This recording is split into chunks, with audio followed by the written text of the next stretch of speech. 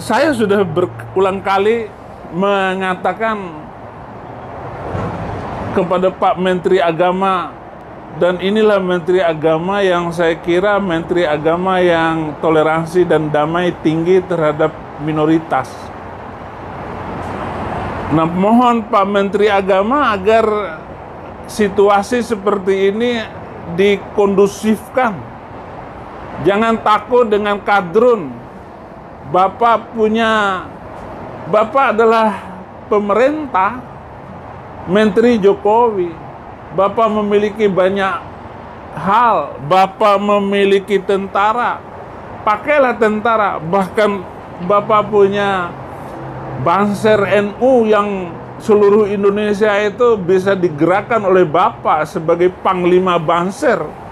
Untuk apa takut untuk mengatakan masalah azan itu urusan Menteri Agama? Kenapa rakyat marah?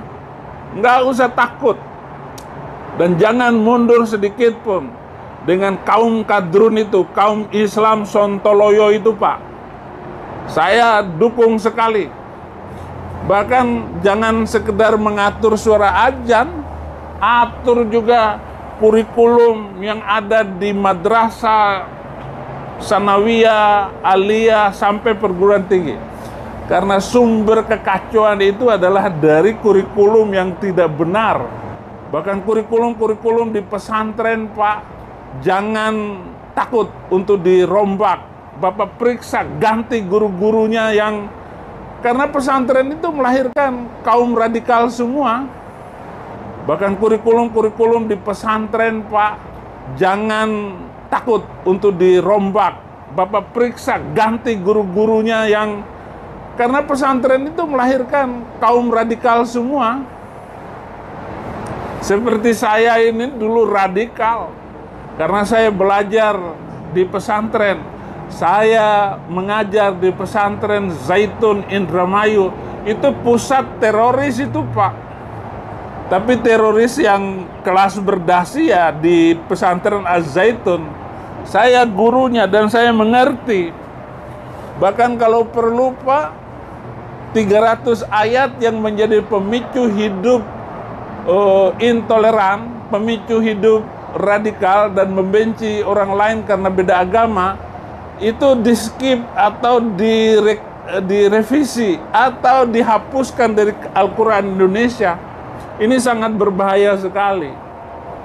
Saya melihat pemerintah Cina itu menghapus Al-Quran, ayat-ayat yang kasar itu dari Al-Quran China, sehingga tidak ada satu bangsa Uighur pun, Muslim Uighur itu yang menjadi teroris di sana. Nah, ini yang menjadi perhatian saya, agar ayat-ayat Al-Quran yang keras itu tidak diajarkan di pesantren ataupun madrasah-madrasah di seluruh Indonesia. Merevisi semua kurikulum itu agar tidak menghancurkan bangsa kita.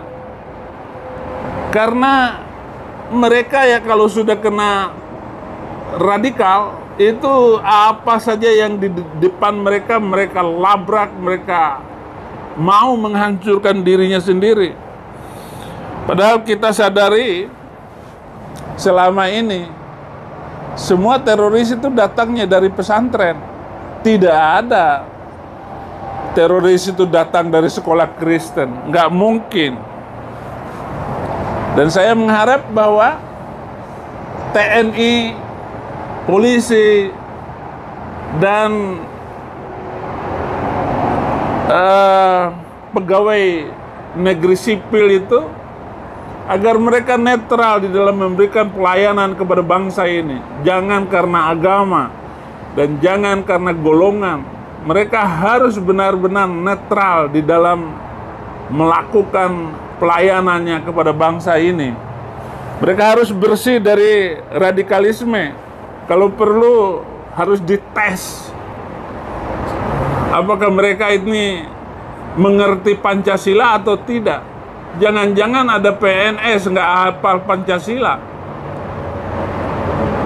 Nah, ini harus benar-benar menjadi perhatian, di screening, dibersihkan mereka, agar mereka benar-benar seperti zaman Soeharto itu nggak ada orang yang boleh jadi PNS kalau dia itu radikal. Kalau ada TNI, polisi, ataupun ASN yang jidatnya hitam, atau yang celana cingkrang, jenggotan, itu jangan dijadikan pegawai negeri atau simbol apa saja. Selama mereka itu tidak mengerti artinya bernegara, maka kita nggak boleh untuk menjadikan mereka panutan di dalam negara kita di Indonesia ini. Jangan sampai ada rakyat Indonesia ke depan mereka tidak mau memperhatikan hal-hal yang berkaitan dengan kode etik bernegara, bermasyarakat di Indonesia.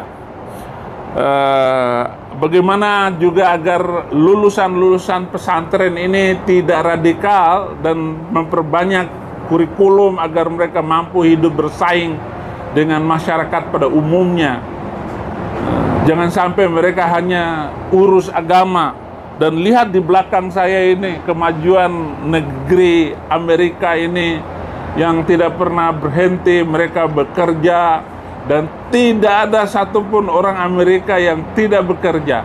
Mereka semua rajin, mereka harus dapat gaji, mereka tidak boleh nganggur.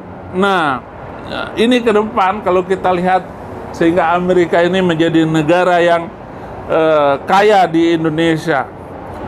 Nah, saudara-saudara, cukup sudah kekacauan bangsa Indonesia karena agama selama ini.